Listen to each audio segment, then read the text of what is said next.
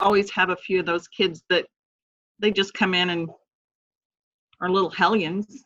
So I've decided that, well, maybe the next time they come in, I'm going to grab them and say, hey, do you want to code? So, you know, kids are bored. They need something to do. That's great. So congratulations on getting started. And Abby, what did you do to get things going? So similar to Kim, we did a Facebook post. Well, we did the Facebook, put it on our website, and put the flyers in-house. That's kind of like our baseline. And I did give something to our person who submits to the newspaper. I don't know if that really had any effect, but we did that. But I think what was most successful was I have a homeschool listserv. And honestly, I've been using it for like a year and a half now, and I haven't really gotten a lot of responses from it. It's kind of been like a dead listserv, I felt like, because like I do other homeschool programs. Some of them are good, some of them are a flop, but people, it seems like I tend to always get the same kids. But I just figured, okay, I'll send it along in the homeschool email and we'll see what happens. And I ended up getting our first meeting we had 12, and then Monday we met again and I had 8. So it's like a really good starting place for our library. And they weren't all homeschoolers, but we did have, I don't know, maybe a half a dozen homeschoolers, and they're the ones that I had not been seeing really at any of our other programming. So for everybody who's saying like, this is something that we've never done before, that was us. And I think that even if you have, for example, I don't know if anybody has the homeschool listserv like I do, but even if you think nobody's reading those emails because they never respond, that's what I had thought. They are reading it, and, you might get 1 or 2 or 3 families who don't come to anything else, but they want to come try this. And I don't know if they're going to keep coming, but they did come to the first 2, so. Yeah, I'll just add on to that. We've seen homeschool groups be an incredibly successful community around Code Club. Mm-hmm.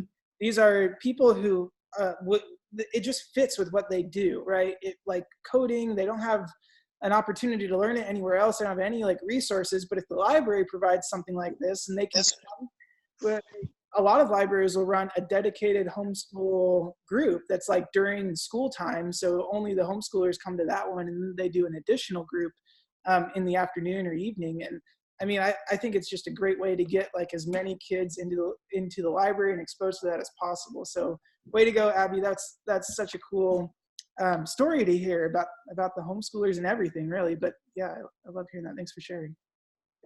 So Luke, there was a question earlier on that I think you have the answer to. So somebody asked, Lisa or Liz, or how, I'm not sure if I'm saying your name right, so you can tell me. Can we sign up parents for their own accounts? Yeah, that's a good point. Somebody said that the parents were asking if they could do it. Yeah, your license with Prenda gets you unlimited accounts, so use it as much as you want, right? If you have parents that want to do it. We've had adult code clubs just organically spring up. Obviously, the software is designed for kids, so I just tell any adults that want to use it, get over it, right? Get over yourselves and get over the fact that you're going to be unlocking a shield for your avatar and have fun with it. And it's literally the same curriculum we would use to teach anybody how to code. So you can run it. My recommended way, I'm hesitant to have adults and kids working off the same computers at the same time, because the adults tend to hijack it and not let the kids do it. So I don't like that situation. But if you want to have a dedicated adult code club, that works great.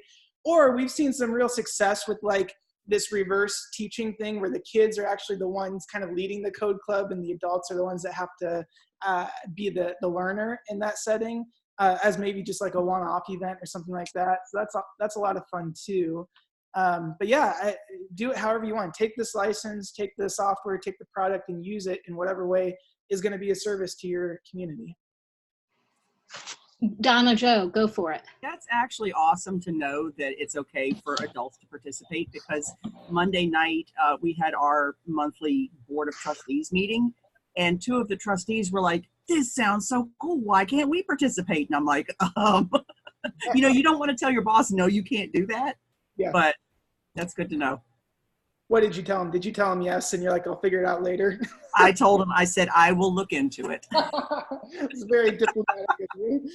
So, Donna Jo, you also make me think, and sorry, somebody's like leaf blowing or something, so I don't know if you can hear that. No, you're good. But you make me think too about sometimes library staff talk about getting buy-in from adults or staff administration or colleagues. So actually doing a code club with library staff or, people in the community who might help you to advocate for it could be really fun, like trustees or administrators. That could be a really interesting thing. Anybody else on, like, do you have questions about how you're going to get young people to participate? Is anybody going out into the community and advertising? I know there's been newspapers and Facebook, and who did the radio show? Oh, Sandy. Yeah. Yeah, that was me. Our local radio station host is really good. He calls me all the time and he's like, "Hey, do you want to come and talk about what's going on in the library?" And so he even told me he's going to designate 1 week a month where I come in and just talk about it. And it's huge because parents hear that when they're taking their kids to school. They hear, people hear it on their way to work. And I've had so many people come in the library and say, "I don't have Facebook, and it's so great that you did this because I would have never known." Love that. That's great. And then also you said you did an informational session. Can you tell us about, are you doing that? Can you tell us what that's? We're doing it. Yeah. The interest is so big in this community that I'm going to have to split it by grades. Like, I'm going to pick 1 week where it's going to be a certain grade, and then the next week it's going to be a certain grade. But we have a lot of parents who want to drop their kids off and they think I'm just going to sit there and babysit them. And so part of our informational meeting is to tell them that, this is very student led, that they're going to need to be the ones pushing themselves through this and work at their pace. And that it's not going to be me sitting right at the computer with them, the entire time, because it's just me. I mean, that is the staff. So, we want to get everybody in here just so we can tell them this is what it's about. It's a great time, but please have your student understand that, this is for them, that they need to learn how to do it. That's awesome. Thank you. And I'm my mind is blowing with exploding, not blowing. I don't think my mind can blow, but it can explode with all the people are writing here. So the parent liaisons, the cable, the YouTube videos, and then going satellite code clubs, partnering with STLP. What is STLP? And then the parent volunteers, so much going on. That's great. Can you tell us, Zach, I'm going to go back and forth about your satellite code clubs. I think that's really interesting. What are you doing with that? Zach, if you're able, you can unmute yourself and talk. And if you're not able to do that, you can always just chat in your response to that question. While Zach's hopefully typing in the answer to that, I just wanted to call out a couple more ideas that I saw in the chat, like Linda was doing, but reach out to the National Honor Society for potential volunteers. I mean, I've never thought of that. That's a great idea. There are probably youth organizations where you could pull from both coders and volunteers, and I think that's awesome. So that was from Samantha. Hey, hi, this is Zach. Zach Hey. Steer from Boone. Yeah. Hey, I realized I was talking, and then I realized I was on mute, so I'm here. So, anyways, it's a satellite program. So I'm from Boone, Iowa, and our population is about 12,500. We have a very strong traffic flow into our library. After school programs are really good, but we're really big on partnerships and outreach, as a lot of libraries are. And so I had this thought that we wanted to not only provide our code programs after school, but also planting several seeds into the community where homeschool families, public and parochial, would be able to participate in this code club. And so I'm working with those faculty members to train and to work with those students. So I would be going into the schools every so often and then allowing them to work with those students to provide that program. So I just had a hard time because it's such a cool program that I didn't want to just keep it to myself. So I wanted to spread the wealth. So hopefully that answers your question. Yeah, that's great. Thank you. Can't wait to hear how it all goes. Yeah. Yeah, that's really awesome. And then the other thing, oh, were you saying something else? No, I'm good. I'm good. No problem. The other thing that I'm noticing is all that we're, and Luke, I almost called you Lance. Luke, you mentioned, but there's a lot of recruitment going on with like university students, and we already said a couple others. I'd love to know, and it might help other people, is what are you saying when you're like recruiting in the Beta Club or the university students or the Honor Society? What's your pitch? Anybody? Well, our pitch Go was ahead. the Go ahead. students in the Beta Club, they need volunteer hours. They're required to do community service. And so that was our pitch with them. And are you when you pitch, are you I'm just curious too, are people looking for certain skills or customer service or anything when you're getting these volunteers? We're just, we talk to them about the program, and we talk to them and see who is interested in computer technology and coding and would like to just help us out. Right. That's it. Yeah, that's great, Marianne. I just linked to the volunteer recruitment guide because on page 6 it has a pitch that like you pitch it however you want, but we put together this volunteer recruitment guide. I dropped the link in the chat if you want to check it out, but it just makes recruiting a lot easier. It gives you a pitch that you can use for these people. It talks about the value of coding and that kind of thing. So anyway, I just wanted you to know as we're on this conversation that a resource exists for this. It's great to like use that as a framework to get started and then, figure out how it works for you too. So that's awesome. Anybody else? I like that Sandra said that asking for kids who are looking for those who are interested in working with kids or tech interest. Oh, Zach, the internship program. So that's great. So having interns work on this with you, and then great. And Sandra, Luke, you saw that. Sandra's like, those volunteer and publicity recruitment resources are great. And Julianne is having trouble getting access. Yeah, I just changed the sharing settings. Sorry, you should be able to access it. So anything else about recruitment or getting volunteers? This, I'm sure we'll talk about this more over the next many months, but questions for each other on that, or questions for me or Luke, or ideas, anything else? I wanted to post, as you're thinking of those questions, I wanted to post one more resource around recruiting coders, getting kids there to learn how to code, that kind of thing.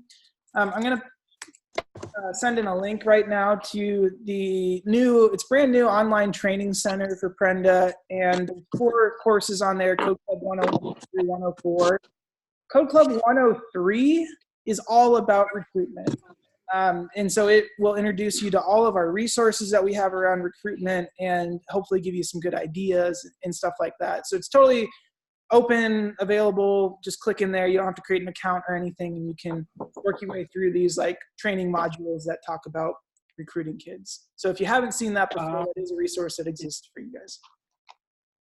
I don't mean to interrupt. There's a gentleman out here who said, I think he spoke to you at the commission. Brenda's doing so many resources. So anybody else on questions about recruitment?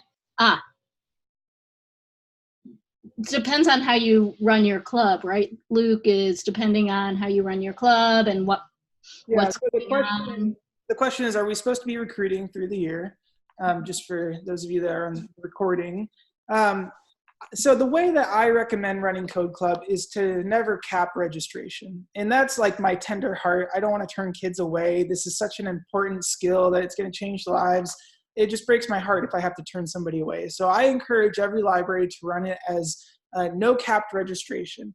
If you got 10 computers and 20 kids, you're doubling up that week, right? Not a big deal. You'll survive. It might be a little bit of friction, but you'll get through it and it'll be okay.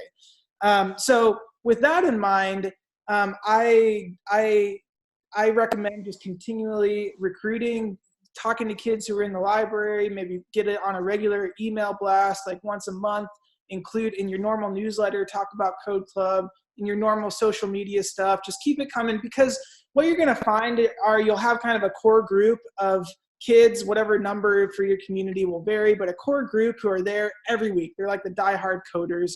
And then the outer circles will kind of come in and out, and you want to grow that outer circle so that whatever the given week is, you have a good group there. Some kids will have soccer or football or something like that kicks up and they can't start for a little bit, or they can't come to Code Club for a little bit and then they'll come back once it's over. So yeah, I think just always talking about Code Club, always pushing it, always getting the word out there that's how we do it. That's how I recommend you guys doing it. So I'm going to push back a little bit. Yeah. So say, and I think that the question about so kids can join 6 months in and be okay, I think the thing is you have to make sure that when you're facilitating, you are able to make the most and best of what the youth are there for. So while I understand the idea of just let them come, like if it's not really comfortable to you and you're not able to, like if it's totally stressing you out or you're like, I'm not doing a good job, then that's not necessarily the best. Like you could grow that. But I also think, like having worked with, for the past few months with some of the libraries, is that you could join 6 months in, but it depends. Like, what are you doing at that 6 months? Do you have a group of kids that are really working on something? Do you need to start a second Code Club so you can bring new kids in? So I don't think it's a yes or no answer to all of this. I think you have to make it work for you and make it work so that the youth are gaining the skills we're working towards. And you want to keep it going forever and ever, but you just have to make sure that that it's working. So 6 months in, it's not that they can't join, it's just that you might not be in a place where it's easy to bring in new kids, right? Yeah, that's a great point. I wholeheartedly agree with that. If you guys get burnt out, then nobody gets Code Club, right? So you do need to take care of yourself, and you do need to be aware of what your capacity is. And if it's just too chaotic, too much friction, and you need to say, all right, you can't take any new people at this time, that's fine. That's what you've got to do. And there's total like freedom to do that and to run this club in whatever way works for your library. So yeah, I just wanted to affirm what Linda said. There's a question, I'll address this really quickly, but it's about Prenda working with iPads from, I think it's Judith in West Virginia. Prenda works with iPads, but I highly don't recommend it because you have to click and type a lot in coding, and iPads are really bad at clicking and typing. So I just don't recommend it as a general coding tool. It works fine, but it's not the ideal situation. Awesome. Great. So that was great and really interesting to see the kinds of things that people are asking about. And I do also have to say, and Luke, you can talk about this too, is that don't hold yourself to necessarily like, oh, I did this thing when we started and it didn't work and it's horrible. It's like you can be flexible. You can try something. Like I'm thinking of a bunch of people who were in the first year, like they tried something that didn't really work the way they thought they would. They had lots of kids and that didn't work the way they thought they would. So they just kept playing with it, so to speak, until they got to something that works at the moment. And then they build off of that. And somebody wrote when in that first icebreaker question, learning along with the kids, that's like what you're going to be doing. It's so exciting. Luke, do you have anything to say about how things change over time? I like what you're getting at there. To run a code club, especially in these early years of coding in public libraries, as we're all still figuring it out, you just have to adopt this attitude that I'm a learner. I'm like experimenting. I'm pioneering something new. This didn't exist 5 years ago. Kids weren't learning how to code in libraries in 2015. In 2020, you're a part of the first group of people that are doing that. There's like 10,000 public libraries in the country, and there's 50 of you, right? So there's like a very small percentage of people that are doing. Now more are doing it than just you guys, but take the attitude of, I'm a learner. This isn't going to go perfect. There's going to be friction. I'm going to have to adjust as I go. I'm going to have to kind of try a bunch of different things. And that's okay. If you have a bad week, that's okay. We're here, like, Prenda, what you'll find as you like come to us with questions and concerns, that kind of thing, we don't have the answers. We're just going to say, you're doing an amazing job. You got this. You're doing so good. Like, right, we're just going to cheerlead you until you kind of figure out the answer. Because we're not going to have it for you. But that's the attitude that we're all taking. That's like, if this is going to work, if we're actually going to give kids these skills, if we're going to set them up to succeed and flourish in the future, that's the attitude that you have to take. Definitely. And I'll just add that I will do coaching with people if you need it. And then we can just brainstorm, like your community is your community. But if you and I have a call and we're talking about something you're working on, we'll brainstorm so that you can figure out what might be the best next step. Might not have the answer, but it's like, how can we make this work for you? I'm curious about who just wrote. Judy, can you tell us about what you're doing with, like, we have set times, but then anytime too? Can you tell us a little bit about what you're going to be doing with like just having open code club? I don't know what else to call it. And Judy, if you have a mic, if not, type it in. Open coding. Open coding. I love that idea. It's a really cool idea. And just so everyone knows too, like kids can always get on at home and learn how to code. Yeah. It's not restricted to just within your library building. Yeah, that's a really good point. So Judy, do you have a mic? Or it's Judy, right?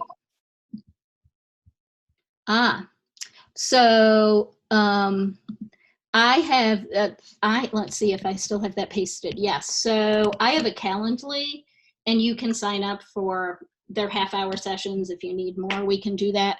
But you can just, on the Calendly, you can go to that web page and find a time that works for you. And we'll do it. We usually do it using Zoom. But if you prefer phone, we can do that. Yeah. And she's talking about coaching calls with Linda. This is part of what just you guys get with the grant. Regular Prenda customers don't get.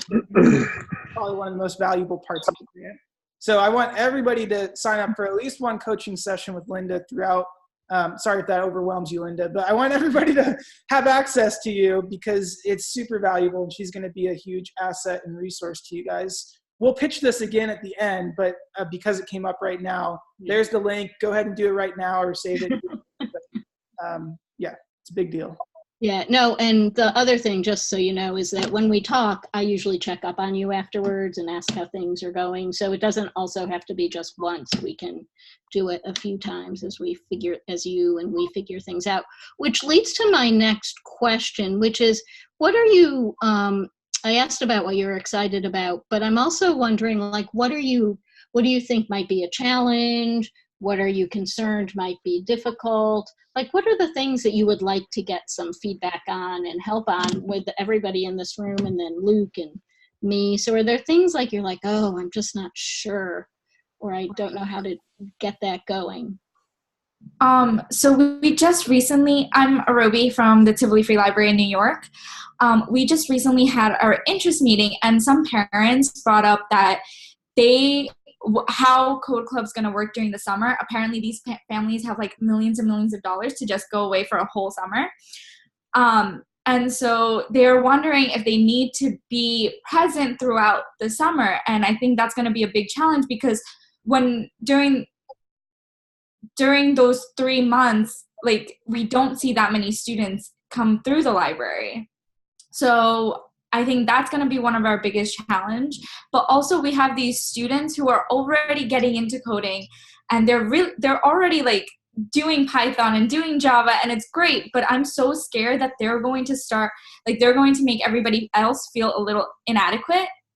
So those are my two biggest challenges that I've seen so far, and we haven't even started Code Club. So, so I'm wondering if people in this Zoom have ideas about that, because I think that's really interesting, that idea that there will be, it's peer pressure, right? Some form of peer pressure to perform in coding. So does anybody have thoughts about how to manage that? And you can unmute yourself or use the chat.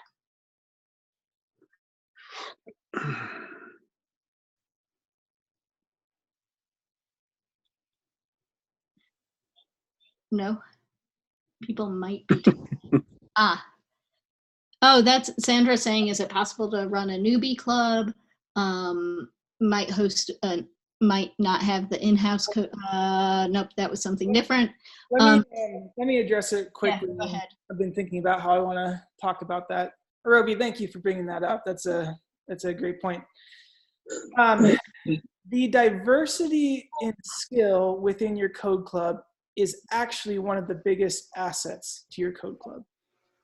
We started in 2013 running Code Club here in Mesa, Arizona, and we had kids who'd been coming for 5 years and kids who showed up for the first week. Every week was like that. And having that mixture of skill levels is really powerful.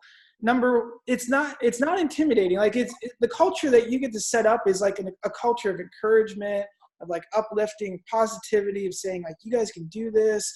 And what actually ends up happening is when the newer kids or the newbies get stuck on something, you begin to lean on the kids with expertise and say, hey, go pair up and work on that together. And that's like what we teach you in the training session, right? That the step number 1, 2, and 3 of solving problems when kids get stuck. And having those kids in the room is actually a huge asset. There are some libraries that don't have those kids, and they wish they did. They wish they had kids who had some expertise who they could lean on for support and help. So just work on building the culture of like positivity, encouragement. So it's not a competitive thing. It's not like, look, like you're so whatever. It's not like that. It's like, hey, we're all in this together. We're learning. We're going to figure it out. And then lean on those kids when you need to. The other thing that I see happen when there are kids with more expertise is it's actually inspiring for the newbies. Whenever a kid can look across the room, maybe you do like a quick show and tell at the end of a code club, and one of the more advanced kids gets to show off a project that they've been working on a projector or a TV, and a newbie looks at that and they're like, I'm using newbie because somebody chatted that in. I've never used that word before in my life. But a newbie looks at it and is like, whoa, my peer, like somebody my age made that website or video game. That's inspiring for them.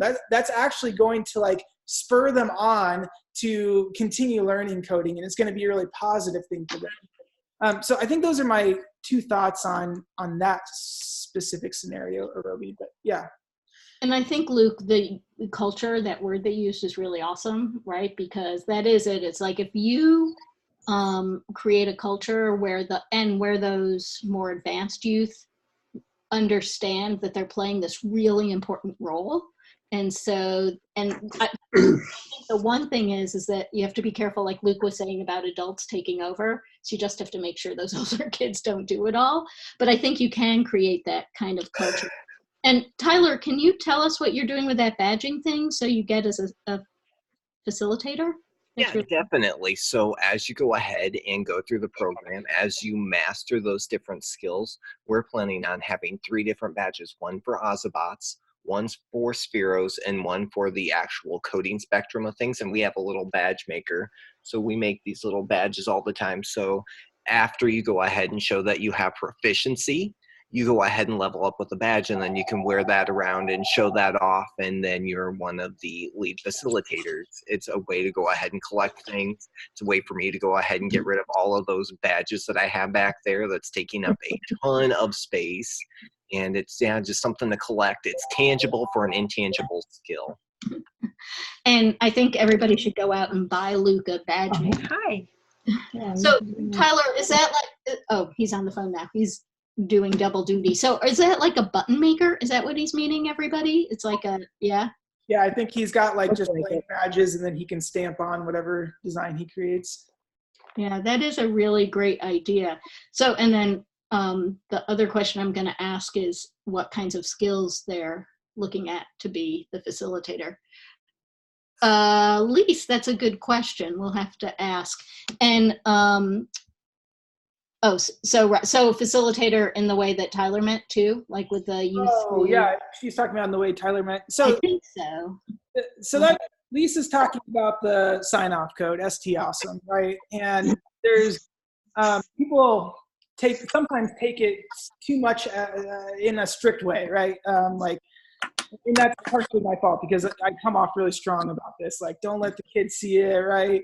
It's not the end of the world. The sign-off code, more than anything, is an excuse for you guys to have an interaction with the kids at every step of the way and to encourage them, to give them a high five, and look at their progress and say, way to go, that's awesome. It's much less about accountability or making sure they actually do the work. It's much less about that. So if you do deputize kids, I would feel fine giving them the sign-off code. I've done it in the past, and it's not a big deal. And actually someone asked about kids doing it at home and then signing off. So that goes with that too, right? Somebody said, how do we sign off if they finish something at home? That was yeah. I saw that too. That's a good question.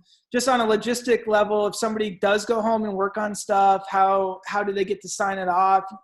You can send home the sign-off code with them, then they'll know it forever after that. Or you can just say, like, they can make a lot of progress on any given week without the sign-off code, right? But you could just say, come back next week and tell me what you did or show me what you did. If they can't show you because they did it on their computer, then they can just tell you and you take their word for it or something like that. It's a pretty laid-back system. Yeah, so I think that also means that the question about giving the code to teachers and parents. Yeah, okay. Yeah, give the code to teachers and volunteers. Give it out. Try to get back from the kids, but if they get it. Like one time the kids were so inventive that they went and found it somewhere. Like they went and found my website and started reading my documentation. And like when that happened, I was like, they kind of deserve to know the code, right? Like they did the work. They kind of deserve to know it. Like, I'm not even mad. That's amazing. Roby, that's great. You get a code, everyone gets a code. That's awesome. That's great. Tyler, I had one other question before you had to answer the phone. So when you say facilitator, it's when they've just finished the Prendel lesson and they know how to do that thing, right? So yes, right? definitely. And I think it'll be more than one lesson. I've been playing around with the Spiros a little bit. I think it's going to take them probably about a month to 2 months to go ahead and have proficiency in coding something like that. The Ozabots, since it does go in various levels with the logic programs and things like that, I just know that I'm going to have club participants who are really interested in one aspect of the club or another. So for instance, I'm going to have some of my Lego robotics kids from the middle school coming in who are really interested in the Spiros and the Ozabots. They might not necessarily want to do a lot of the coding activities, but I would still greatly value their input and I don't know, just participation within the club. So I'm going to go ahead and give them the freedom to choose how and where they're going to go ahead and join. And yeah, we'll see how it goes. Cool. We can't wait to hear how it goes. The question from Sandra about if they're working together. So the question is, if kids share computers or working together on a project, how will the work shared at each kid's account? It depends on the platform, right? If it's Scratch, like have them work together, and then when the project is done, whoever's account wasn't like the primary account, all they have to do is get on their own account and click remix, and then it saves a version of it to their account. Same idea with CodePen. So all the platforms kind of have that option to it. So work on it on one account, and then once it's done, they can save it. And then that way, if they want to tinker with it more, even after the project's officially over, they have a version of it saved to their own personal account. Thank you. Good question, Sandra. And then Hope is just making a comment about the sign off. But that's a reason to give, I suppose, all the different. Hope you actually have that option. So Hope's saying it's tedious to sign off every task. The first code club is tedious, right? Because they're doing 4 things all kind of at the same pace and all pretty quickly. after that, it kind of naturally spreads out a lot more and it doesn't really matter. But for that, oh, Abby's got it. Yeah. It's like, so there is a code where they can do an entire workout and then you sign off the entire workout with one code. And that code, instead of ST Awesome, it comes from the old Nintendo cheat code, the Konami code, up, up, down, down, left, right, BA.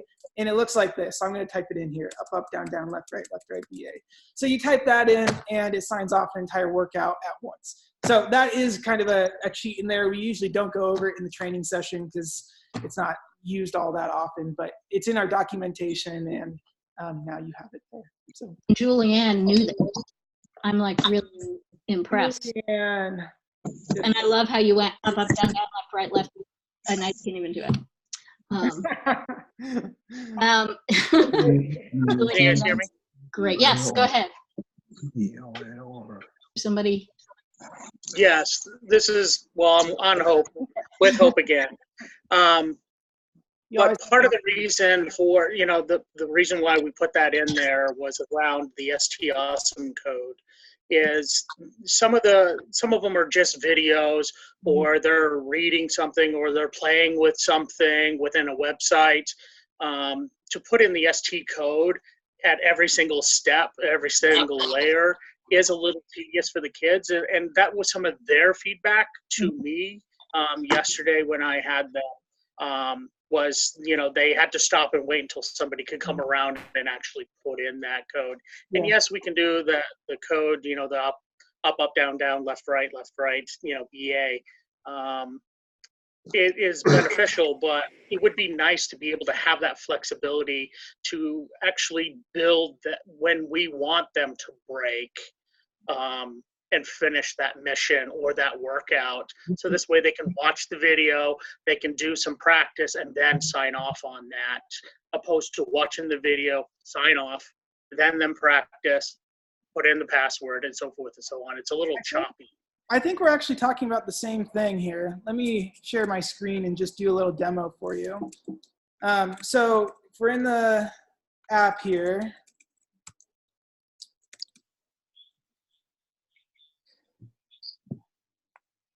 oh, did you guys see my cool character here? Look at that.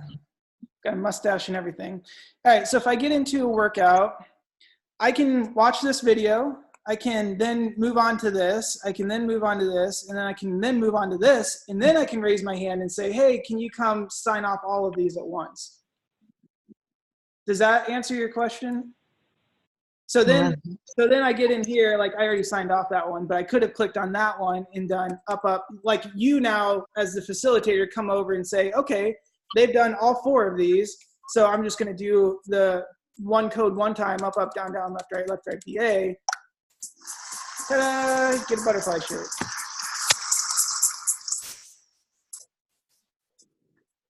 All right, so that might be a workaround. Maybe it's not quite what you're looking for, but that's what's available right now. So feel free to use that if it's helpful. If not, sorry.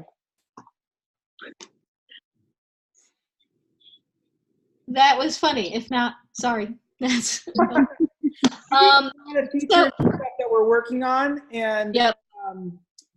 And I don't want to talk too specifically about any of those, but there are things that are coming down the pipeline this year that you guys will see, and they're exciting, they're cool, but there is a priority list of stuff that we work on. So I'll just leave it at that. Cool. Great. Thank you. Other things that people are thinking might be challenging and would like an opportunity to say them here and get some feedback or support. You can talk or type.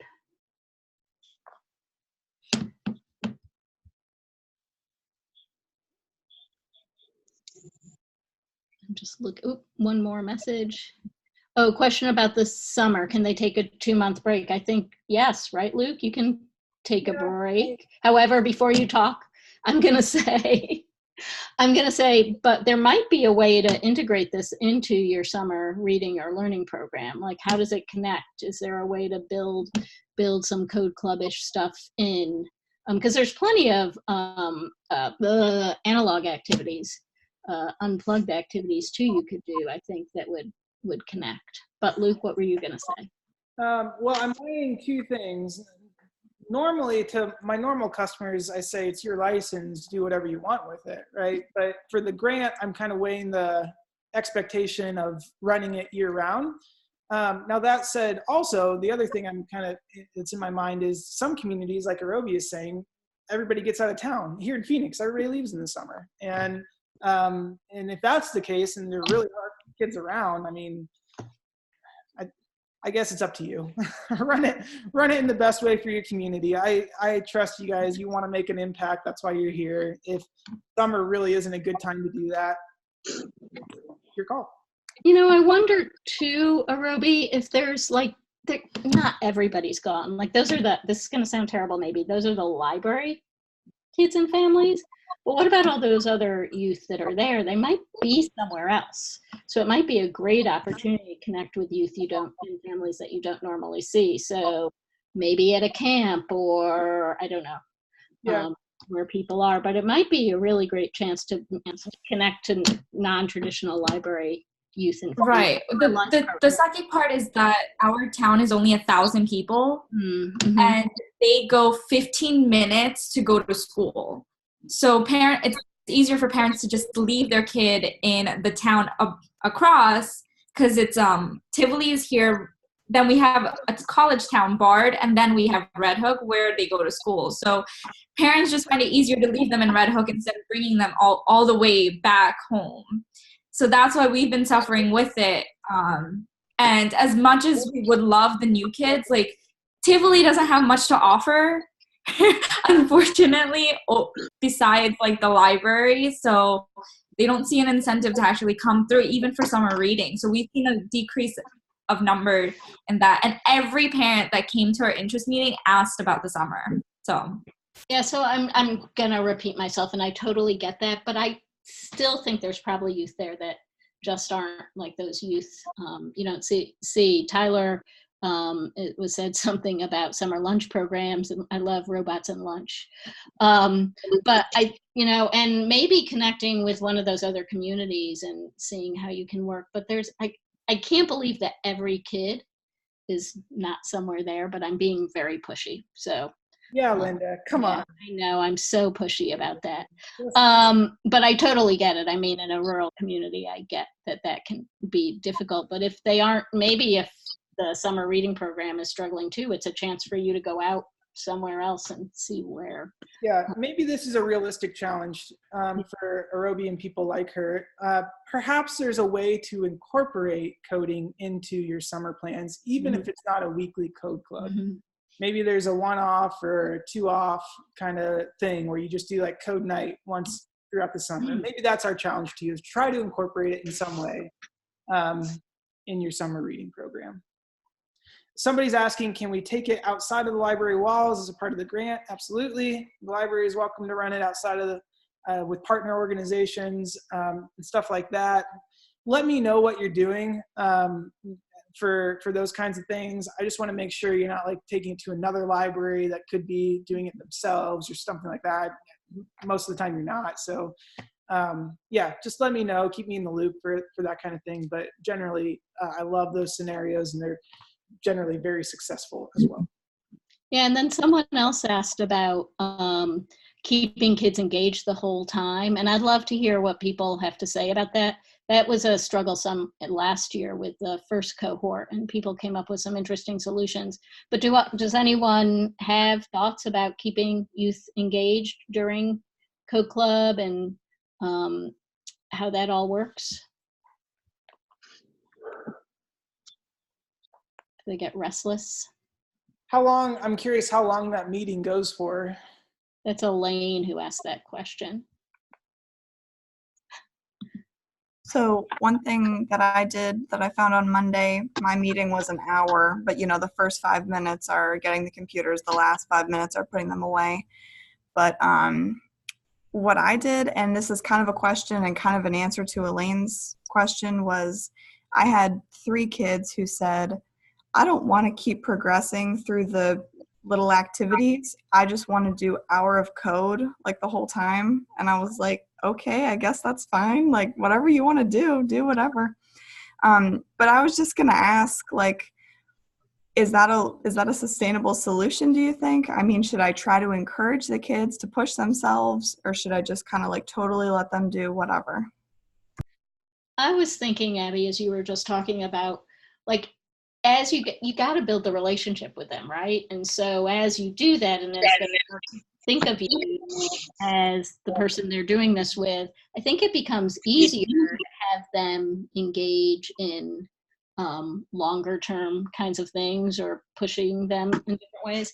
But I'm also thinking about, there's a one of the sessions we did last year, I talked about structure of a code club and making it really clubby too, like this, like giving the youth a chance to get to know each other and asking questions, like having time at the beginning where there's food or snacks or something and asking a question, an icebreaker, having them do stuff, having them come back and talk about what they're doing or show off, so not having them just sit the whole time, but making it club and not just like come work on something and go home. Does that make sense?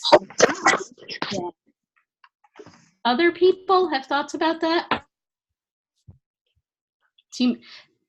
D. Riley, what are some team building? And show and tell time ideas, but team building activities are great if people have. And I know you have. There's a guide or something that Brenda has about icebreakers and things like that, right, Luke? Yes, you read my mind. Oh, that's a really interesting idea, Marianne. That's great. Other thoughts or questions about keeping the engagement? This is something I think we'll talk about a lot over the next year. Yeah, I'm going to post another resource called The Uncanny Guide to Successful Code Clubs. And this is we address this pretty heavily in there. Just a bunch of stuff. I posted a YouTube video a couple minutes ago where I talk about this specific question. And then I posted 2 resources, Icebreakers and The Uncanny Guide. So feel free to just peruse that stuff. Yeah, and Tyler has some good questions to ask too. And then Dustina, and I hope I'm saying that right. Luke, do you see Dustina's question about the branch system? We are a 3-branch library system. What if we did a monthly club at one of our satellite branches? Yeah, that should be fine. Reach out to me, Dustina, and let's talk about it. Great. And they're more rural even. Did we miss anything here? Oh, highlight to get more adult buy-in. Tiny and super sports motivated. Library patrons were excited. More folks, just a little more marketing help. So by adult buy-in, do you mean just coming with their youth and wanting the kids to participate? Or Carol, that's you. Do you have a mic, Carol? I think so. Yeah. There you go. You're good. Now I've opened all kinds of pages. I'm not really sure what I'm doing here, but you can hear me. Yeah, Yes. I have folks, well, why would my kid need to learn that? They're still looking for more. I haven't spoken to them, I guess, in a way that they understand how important this is for our kids, especially, like you said, especially our rural kids, so they know there's more out there than that they haven't thought of yet, that we can show them, that there are more jobs out there that they might like to be involved in. Thoughts, anybody, about that? How you've sold it to parents? Bye, Marianne. Anybody?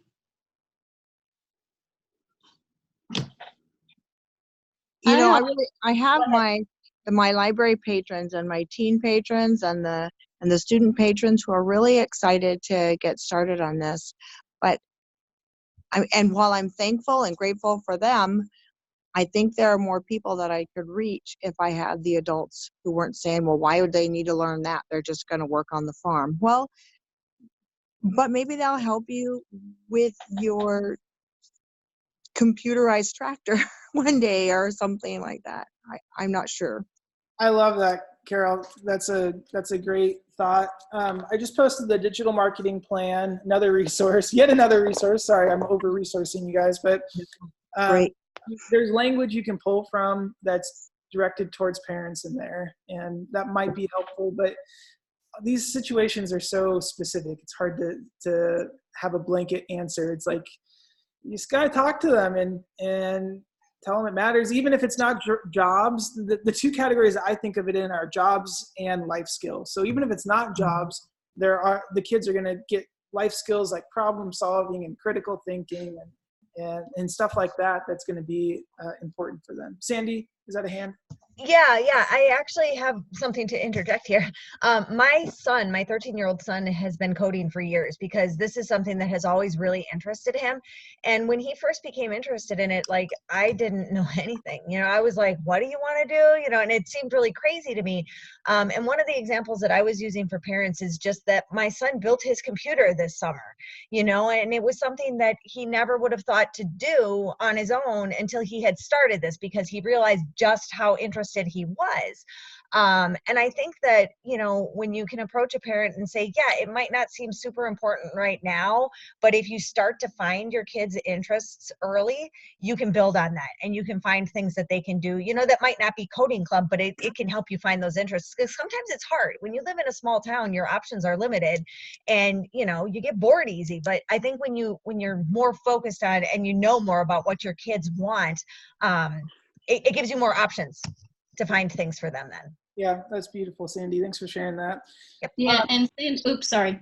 I know we're out of time, but I would just say, Sandy, the other thing is that I think you said something like, I thought that was great.